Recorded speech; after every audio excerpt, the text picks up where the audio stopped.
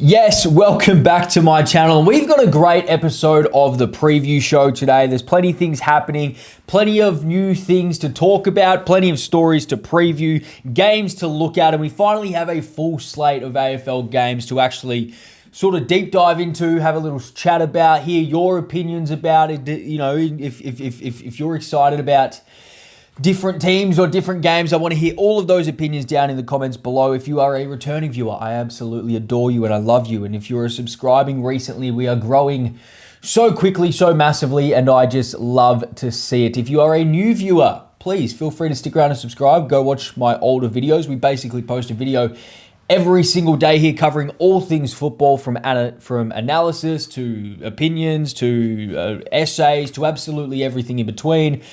It's great, but let's get into the preview show. We're going to debut a new segment this week, and I want to try it out first. And it is a segment called Must Win, because this is a segment before every single round where I tell you who must win, who cannot possibly lose.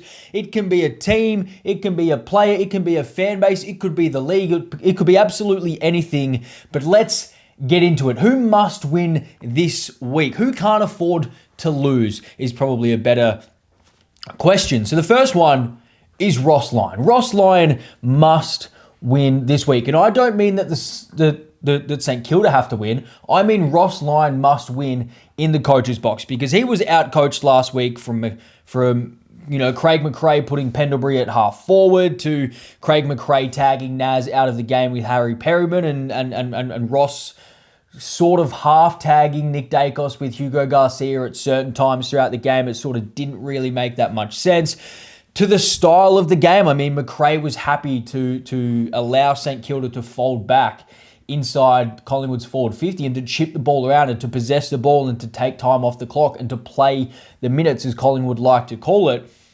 And it also meant that when they were kick mark possessing the football, Collingwood were able to set up their defence behind that possession game. So I think Ross Lyon just got beaten in the coach's box before they got beaten out on the field. And now you go up against a new coach at a new club trying to develop and implement a new system in Stephen King and the Melbourne Demons.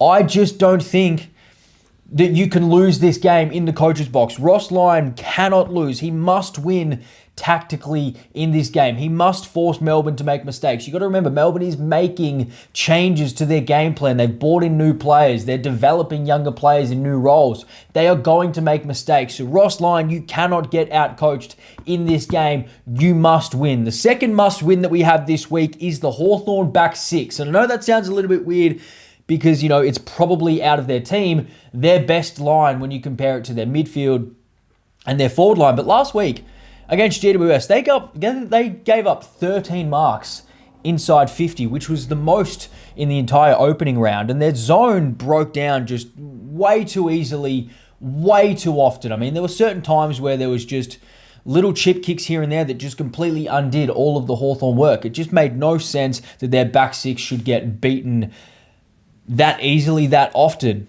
And I don't expect it to get beaten against Essendon. I don't think Essendon have the established firepower. They've obviously got Caddy and Kako and Wright down there and Langford and all those players. But realistically, the Hawthorn back six should be able to put this game to bed, and they should be able to dominate this sort of Essendon front line, this Essendon forward 50.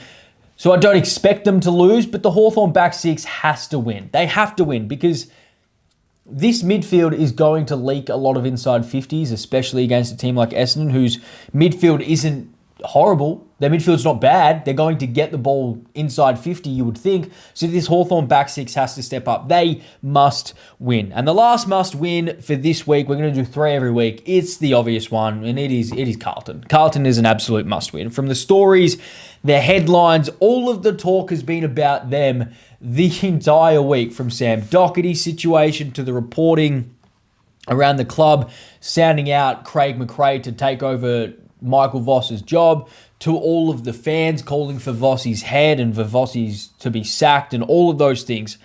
All of those stories have dominated the headlines this week. But if you lose a game this week that you should win because you should beat Richmond, if you lose this game, that stories, all of those stories, all of that pressure, all of that media frenzy goes to the absolute next level. It goes absolutely to the next level. It goes borderline nuclear to the point where we are going to see every single story, every single news item, every single show, every single talk show, radio segment, YouTube, podcast, everything is going to be starting off the show with, well, what's happened to Carlton? Are Carlton cooked? Is it time for Vossi to go? You've got to quieten down that sort of talk. And the only way to do that is to win games of football. If you win games of football, it doesn't really matter what goes off off the field. If you win games of football, no one really cares. No one cares what's happening off the field if you win games of football. So Carlton, you must win this game or it's going to be hell for leather in the media for another week, at the absolute minimum for another week, probably for another 3 weeks if you lose the first 2 games of the season. So that is the must-win segment. So we've got Ross Lyon, we've got the Hawthorn back 6, and we've got the Carlton Football Club. They all must win. Let me know who you would add to that list, whether it be a team, a specific player, a fan base, the league as a whole, something. What must win this week? I think it's those 3 for me. But when we talk about Carlton and the Carlton versus Richmond game, that brings us to our game of the round preview, and that is the Richmond versus Carlton game. So the first thing that we probably got to have to look at is what happened this time last year in round 1 when we saw Richmond pull off that stunning upset. Let's have a look at that vision. So we're just going to have a look at the last time these guys played, because I think there's some things that we might see again potentially, given the fact of what we saw last week from Carlton. So look at this from Carlton early in the game against Richmond. Round 1 last year. Vlauston tries to go through the middle of the ground, but Carlton good enough to get a fist there, but the ground level work was what was great, and then the ball use going inside forward 50. So the ability to win contest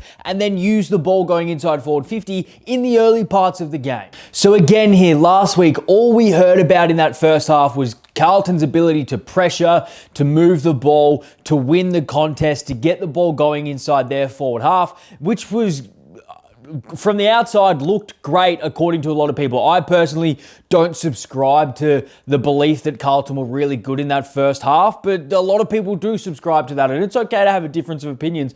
But again, we're going to see a very similar thing here last year in round 1. So we get a really good contest here from Carlton. So pressure from Harry Mackay to get this turnover, to get this ball into free space. Pressure from Cripps, and then we win the contest. But off the contest was their ability to spread. So Cripps was just on the ground. He was the one that really got that ball turned over. And at the top of screen, we're going to see him spread into the forward half of the ground. We're going to see some spread here from Ollie Hollins. We're going to see some spread here from Blake Acres. So their ability to exit that contest beautifully. So they won the contest, and then their ability to exit the contest with good ball use going into space. Look at how much space the Carlton forwards have given themselves so that they can work into, and when you mix that with the ball use that they were able to get, that's beautiful. So look, Patrick Cripps, beautiful from that contest. He's now the one inside the forward half that is spread to the middle of the ground. We get a run through from Lockie Cowan. They go back and kick a goal. So contest, pressure, win the contest, spread into your forward half, and deliver inside forward 50.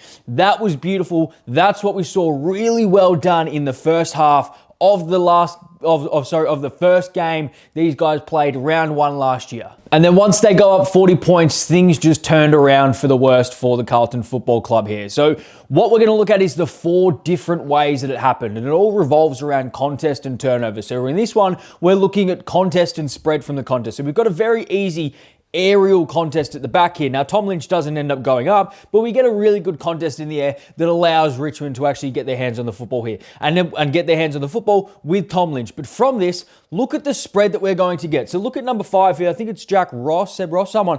But look at number 5 here from Richmond. His ability to be inside this contest. He's currently in what we call D1. So that is that initial contest, that initial bubble of players around the contest, ready to crumb, ready to get a little handball out. But their ability, Richmond, to win this contest from Tom Lynch, their ability to win the contest here at ground level with Sam Lawler to shake off this first tackle, shake off the second tackle, get the ball back, and now you have officially spread from D1 to the outside. So how do you get the ball? How do you get your players from that first initial contest to the outside of the contest? That is what Sydney did really well, but it's also what Richmond did really well. sort of in the second half to wrestle this lead back last year in round one, because look who is now way on the outside of this contest. We're now probably 15 to 20 meters away from that initial contest. He goes forward, he kicks the goal. So their ability to spread from that contest, to win the contest and spread, was beautiful. This one is basically all about the Carlton system and how they like, because we know that Carlton like, when they do get contests, is get as many numbers around that football as possible. They like to swarm, they like to put pressure on, they like to win this sort of real congested area. But the issue is, when you commit so many numbers to a contest, if you break out of that bubble, if you're the opposition against Carlton, you just create overlaps absolutely everywhere. So that's what we're going to see here. So Carlton going forward here with Hollands. This is going to a contest. So look at all of the Carlton players running ahead of their Richmond counterparts here, which is fine if you win the contest. The only issue is if you lose the contest, which is what we've heard about all week, like Jesse Motlop has done there. Now these players who have run away from these Richmond players have created a 2v1 back just because you lost the contest, because your system is to commit as many numbers to the contest as possible, that when you do lose it, you create this overlap and it just forces the next person to come up, the next person to come up, and eventually you get a free man inside forward 50. He goes back, has a shot on goal. So that was the issue with Carlton's system for years, really. And that vision, it looks very similar. I said it looks similar to the Sydney vision that we saw, especially in that third quarter and that first half. So obviously, the story coming into this game is all about Carlton, but more importantly, what can Carlton change in a week? What can they actually implement? What sort of game structure, what sort of system, what sort of decision making can they put on the field that is different? And I think the one thing that is going to be vital for Carlton is ball movement. And that's because Richmond in last year's game kicked 9 goals from Carlton turnovers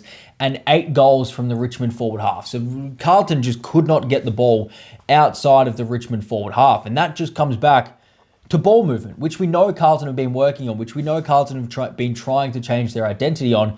Do we see snippets of that? Do we see a whole quarter of really good ball movement from Carlton that doesn't allow Richmond to get any forward half turnovers or to kick goals from turnovers or to kick goals in their forward half? That's what we're going to see from Carlton. Defensively, though, that's kind of what the fans want to see. I want to see good ball movement because I think it's really important. I think that's what they're trying to change. For the fans, they just want to see you defend. They just want to see you stop the run on, stop the pile on, stop the momentum. If Richmond does start to get a bit of a run on like they did last year, can Carlton arrest that momentum? Can they defensively put up a fight enough to stop the Richmond steamroller that we saw last year, or the steamroller that Sydney put them on? Obviously, Richmond not going to be as high powered as a Sydney. But there's no doubt that at some point in this game, they will probably start to get a run on. Can Carlton stop that defensively? I think that's what Carlton fans are going to want to see. And then what we sort of need to see is, what is Carlton's weapon? Like what is their calling card? What is the one thing that goes, that is what is going to damage the opposition? Because it's always been contest and clearance, but clearly that doesn't work anymore. And it doesn't work because, just listen to this. We saw last week, they win contested possession in the first half by 21, plus 21 in contested possession, and they're up by 10 points going into halftime. They win contested possession for the game, and they lose inside 50s badly. They were the only game last week, the only team last week to to win contested possession and lose the inside 50 count. Every other team that won contested possession won the inside 50 count. And what that tells us is that the teams that were winning contest were able to spread from that contest and get the ball moving their way, to get the ball inside their territory. Doesn't mean that all of those teams won, but at least it gave their forwards a chance. What Carlton did was they won a lot of contested possession and didn't really do a whole lot with it. But every single time Sydney won contested possession, they went down the other end and just completely ran through them. That is what Carlton is going to have to worry about tonight. Can we get a little bit more potency when they do win contested possession? Can that become their weapon? Can they spread from the contest? Can they provide something for the forward line to give them a chance to be competitive in this game? For Richmond, on the Richmond side of things, it is fascinating, I think, because you kind of just want to see the younger players step up and take another step? Can you step up and take another leap? I mean, Sam Grill comes in to make his debut and he has shown a bit. He looks really good. We've obviously seen a lot of preseason clips, a lot of preseason training hype, a lot of preseason notes about his ability. But it's not just about him. Can Lawler come up and have a real impact in the midfield? I hope he starts at the first centre bounce. Can Jonty Fall take that next step and be the understudy to Tom Lynch for the entire year and be a really good second fiddle? Can he learn off Tom Lynch for the rest of the year? Can he be the Aaron Cadman to Tom Lynch's Jesse Hogan? Can he be that sort of player? These are the sort of things that you want to see. We just want to see the younger players take a step forward. And on paper, you look at their team and they're relatively balanced and they're pretty talented. I mean, they've got quite a good mix of older players and younger players, and they've obviously got a whole lot of talent in the team. And I think the way that we saw them try and play last year was exciting. I mean, I think they pushed Brisbane quite a bit. They obviously beat Carlton. They pushed a few other teams just with the way that they were trying to move the ball. And I thought that was exciting. The only thing you want to be is damaging, and they look like they want to be damaging. They look like they want to take the game on, and I like that. I like when a team wants to take the game on and be a little bit more damaging. And we obviously know that if you just halve the contest against Carlton, that is when players like Seth Campbell and Ryan Mansell and Jaden Short and Sam Banks, so sort of off those half forward and half back flanks, can really get involved in the game on the outside of the contest. Allow Taranto and allow Lawler to be on the inside of the contest, getting clean handballs to those runners on the outside and really spread Carlton. I think they've got a really good chance of doing that. And to be completely honest, I'm bullish on the Tigers here. I'm pretty bullish on the Tigers. I can see them getting a win. And not only winning, I don't think it's necessarily just about winning. I can see them being really, really comfortable in the contest. I can see them being really, really comfortable with the way that the game pans out, which I think is a really good step for such a young team, such a developing team. The big question is, though, is this such an important game? Is this such a must-win game for Carlton that it doesn't really matter what Richmond bring, because Carlton are going to be at their absolute pinnacle, at their absolute best, because it is such a must-win game? So is there a chance that Richmond wins, or is it just one of those things where Carlton are under so much pressure and their backs are up against the wall so much that they just physically cannot lose? That's the big question. The prediction is I'm backing the Tigers in, and I think they can absorb I think if they can absorb the early heat, which there is going to be plenty of, then I think they're going to make a serious run in the second half. And now we will go through the rest of the games this round a little bit quicker, covering the main sort of talking points, and hopefully you guys can point me in the right direction of who you think is going to win and why down in the comments below. Hawks v Essendon at the MCG. Now, the Hawks should win this. Realistically, they're looking to bounce back following last week's disappointing and upsetting loss. Defensively, though, I think they just need to tighten a few things up. Now, I'm going to chuck in a clip here about the sort of defensive zone breakdown that they just had. And it happened in the practice match, and I brought it up after the practice match, and I was just like, oh, maybe this is something to watch. And then I saw it again, and I saw it again twice in the GWS game. I'm just like, they just need to tighten up defensively a little bit for me. The rest of the ground does give me a couple of worries just in their midfield against Essendon. I mean, Essendon's midfield is going to be pretty powerful, pretty strong, stronger on paper than you would think the Hawthorn midfield is. But I just don't think that the Ds have the established sort of damage and potency ahead of the ball yet. I just think this Hawks back six, like I was saying before, is just going to step up to the occasion, and they need to step up to the occasion. Now, I'm excited to see Dyson Sharp get a game here. He looks like he's got real sort of like powerful star midfielder quality, almost like a Luke Shuey type, maybe like a Ben Cunnington sort of operator. Tough inside midfielder, bigger bodied. Looks like he could be like a good, solid 15-year veteran for the Bombers. So I think that should be good. But I do think the Hawks should be able to get this done if they can fix their defensive issues, which is just a weird thing for me at the moment, because I trust their defense. It's where all their best players are. It just seems like it's maybe a little bit of rust, maybe a little bit of lack of communication.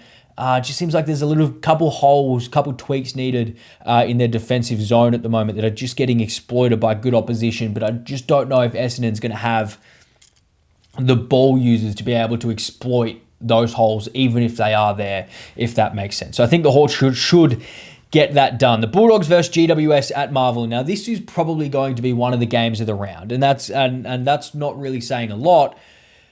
But I think the edge here has to go to the Bulldogs, but mostly just because I value scoring over defending in most cases. Most of the time, a good offense is going to beat a good defense in the modern game because the rules and the setups and everything is geared towards sort of the offense. Now, the interesting part here is the fact that both defenses are back against the walls. They're up against it. They're going to be up against it. GWS obviously losing their best defender in Sam Taylor and having to come up against Darcy and Norton and Bontempelli when he's down there, not to mention the plethora of small players that they've got down there. And for the Bulldogs, they just don't have a whole lot of established talent down in their defense. Now, obviously I praised their defense last week, but that's not necessarily because they were incredible and they were a brick wall. They gave up 31 scoring shots. It's not like they were the greatest defense going around, but they were just better than they have been.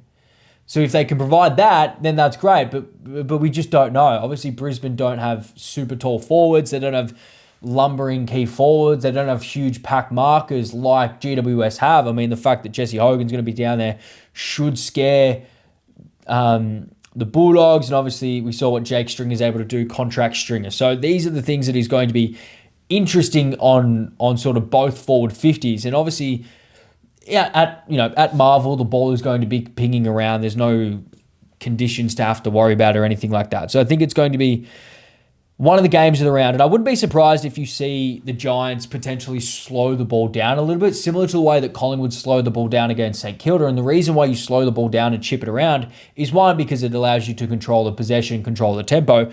But the second more important reason, I think, and it's the reason why Collingwood do it so often, is it actually allows your defense to set up properly. So when you're chipping the ball around, it allows your key back to get into the last line of defense. It allows your runners to get into running position. It allows your second tall defender, third tall defender to get back into really solid defensive positions so that even if you do turn the ball over going long down the line or going slow, your defense is already set up behind, so you don't have that slingshot effect that we see so often. The only sort of caveat to that is that GWS don't traditionally play any sort of slow ball. Like, they're the Orange Tsunami for a reason.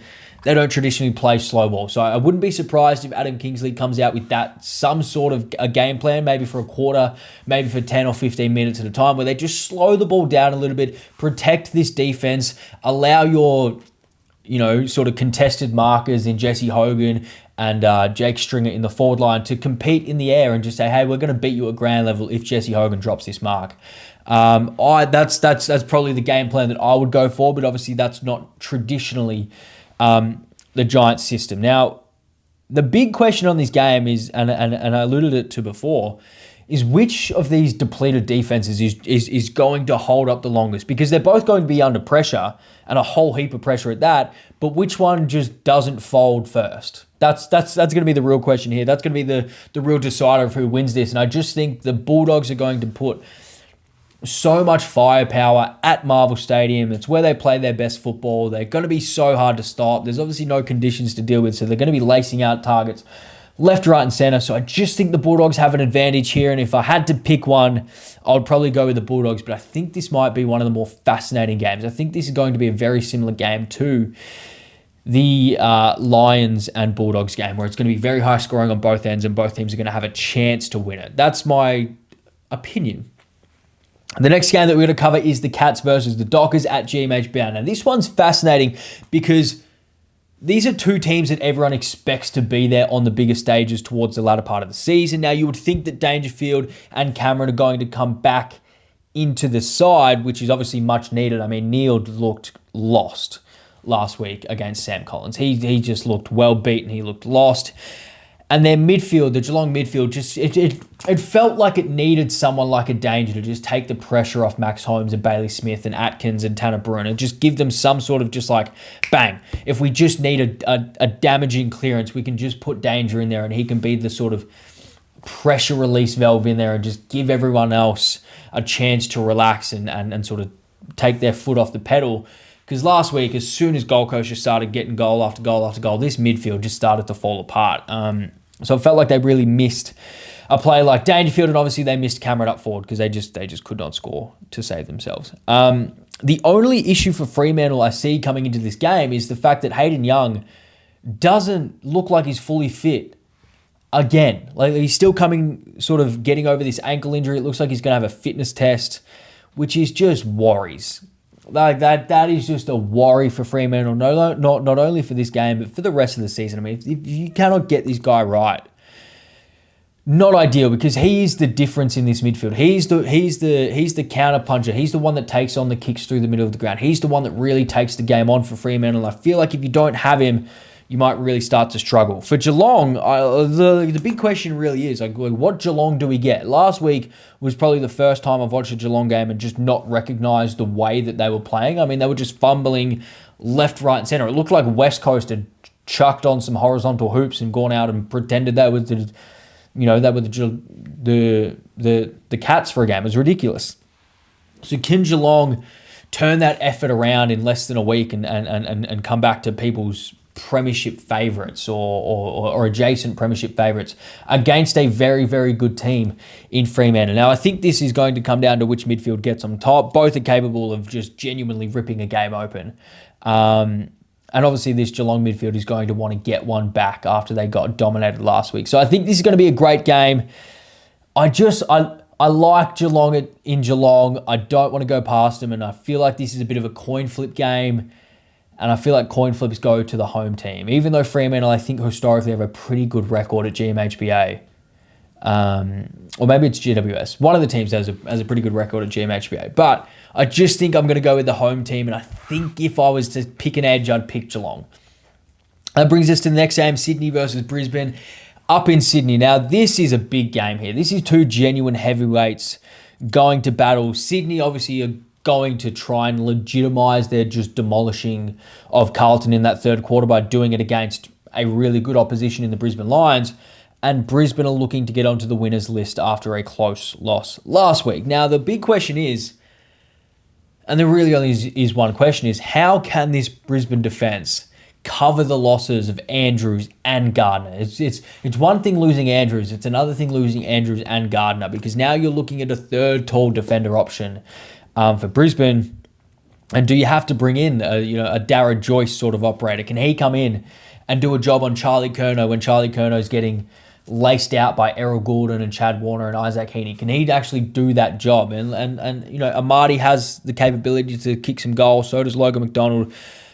So this Sydney midfield is going to get opportunities to kick the ball on a silver platter to these forwards. And the Brisbane defence is going to be under siege, and obviously they're going to have to cover a lot of these injuries. Now, I think the path to victory for Brisbane, similar to the way that I thought the GWS path was going to be, protect their defense, I also think that's going to be the same with Brisbane. Now, Brisbane are actually the originators of this sort of technique, or at least in the last few years, where they do play this kick mark possession game, and it allows their defense to get really well set up behind the ball. And that's why they've always been one of the best defenses in the league the last few years, because they move the ball with such efficiency that it allows a lot of their team to get set behind the football, so that the other team, even when they do turn the football over, or they lose a stoppage or a contest or a clearance or whatever, their defense is already set up, and they're not getting caught out.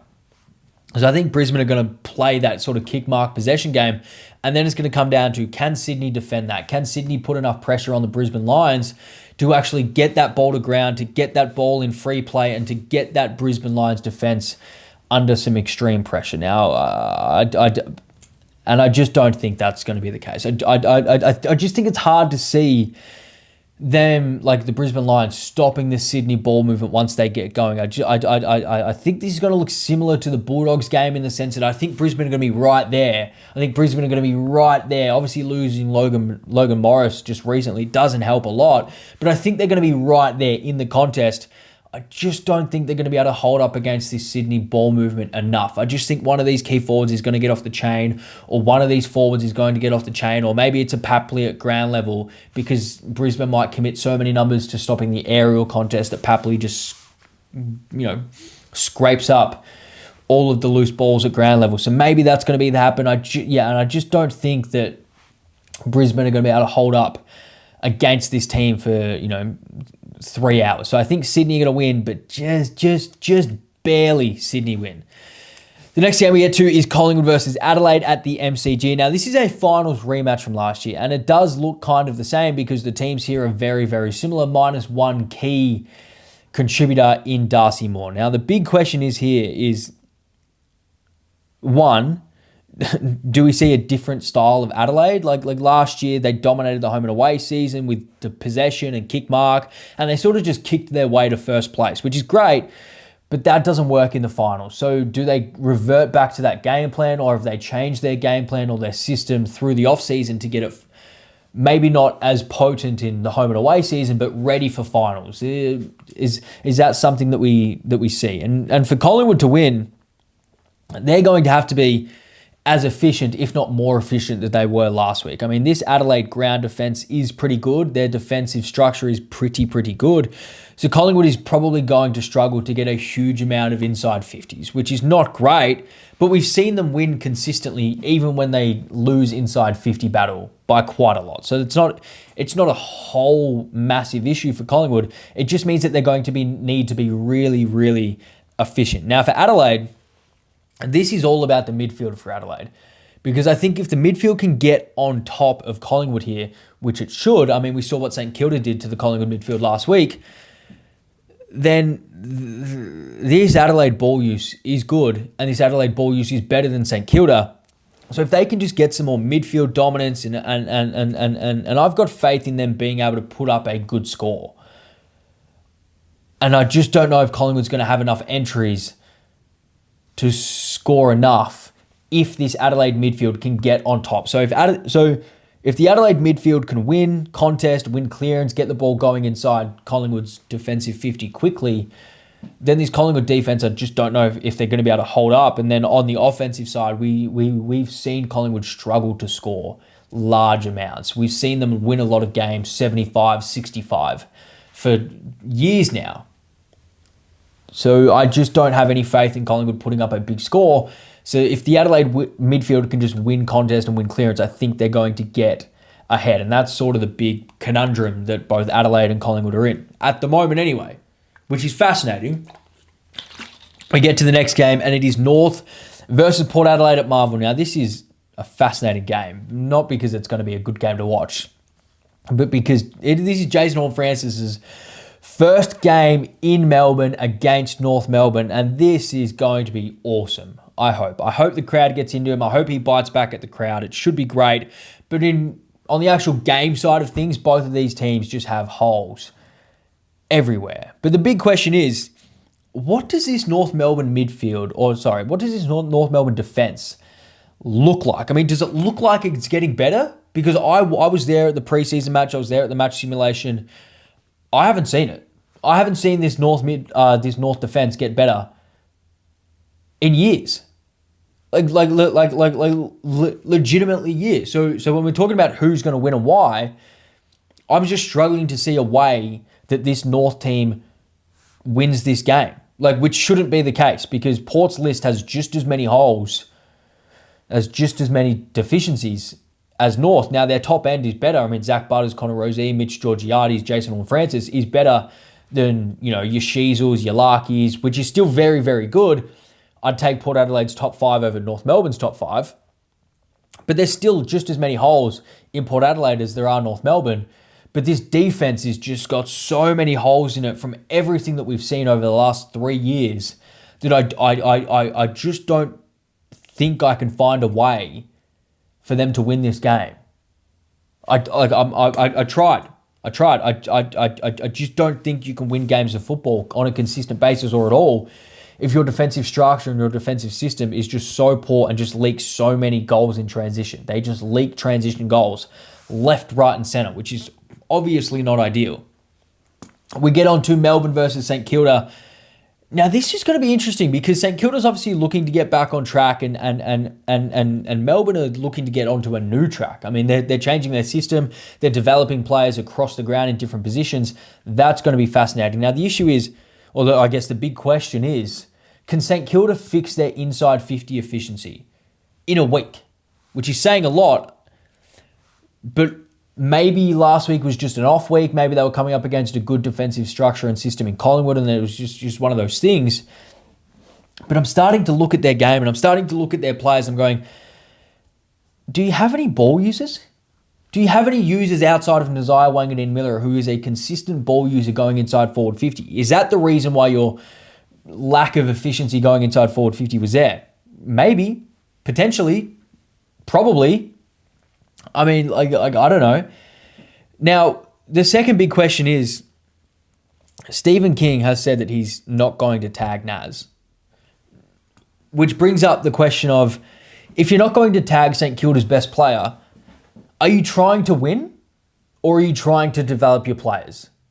And either answer is fine, but I just want to know which one it is. Because if you're trying to win, you should be tagging Nazaya Wanganeen-Miller and trying to get his influence out of the game. Because we saw last week, if you get him out of the game, that's their most potent ball user, and you're putting a lot of emphasis or a lot of pressure on the rest of their ball users to be able to connect going inside forward 50, which they haven't historically been able to do, and they definitely didn't do last week.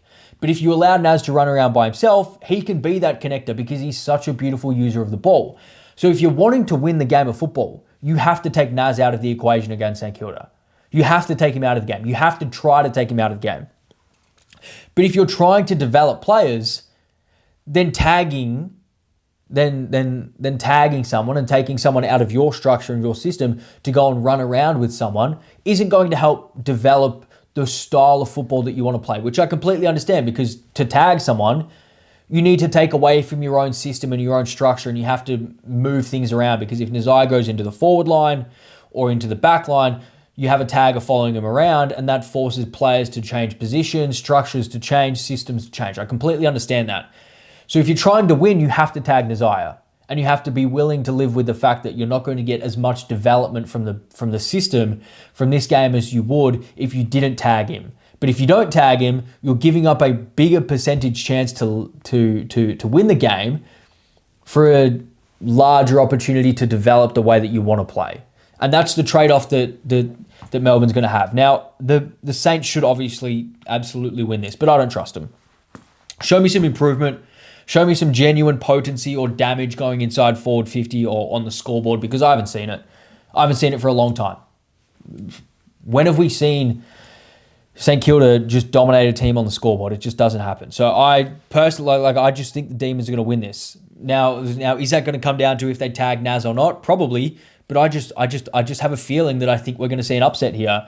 I like their younger players. I don't mind their key position players across the ground in McDonald and Van Rooyen and Myercheck coming into the team, as well as Lever, as well as Gawn in the middle of the ground. Cozzy Pickett's going to play.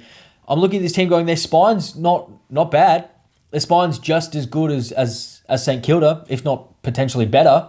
So I'm looking at that going, well, their spine's better. I like their younger players. I like the way that they've been playing in the preseason. I like the way that they're trying to move the ball. They've got more X-factor players in the terms of, Cozzy Pickett. I like the way that Caleb Windsor looks. He looks promising inside the midfield. I like Melbourne here. I would not be surprised. In fact, I wouldn't be surprised at all if Melbourne end up winning this game, because I haven't seen anything from St Kilda that I should trust them. We get to the last game, and this one's going to be a quick one because it's Gold Coast versus West Coast at the Gold Coast, and this might just be a genuine bloodbath. I mean, the betting market, and I don't really talk about gambling, but the betting market is literally $1.01, which is ridiculous in a game of football. But that just goes to show what people think this game is going to look like, and it's going to look bad. The big question here is, can West Coast just win a quarter? Can you win a quarter? Can you be competitive? And can you fight it out for a quarter? Can you put Gold Coast on the back foot, on their heels for a quarter of football? That would be a win, I think, in the West Coast Eagles' eyes. And then we get to who wins and why. It's simple. Gold Coast is going to win this game. Gold Coast is going to win this game. They're too powerful. There's too much stars. There's too many stars. There's too much talent on this field. And they just have so many weapons that are going to run riot on this field, especially up on the Gold Coast. They don't traditionally lose there in general, but we saw what they did last week. They pressure, they harass, they dominate, they push the ball forward. They just put scores on the board. They are going to win this game. And it's because they're just too powerful. for this team, for West Coast. So for West Coast, just try and win a quarter. Try and legitimately win a quarter, and I'll be more than proud of you.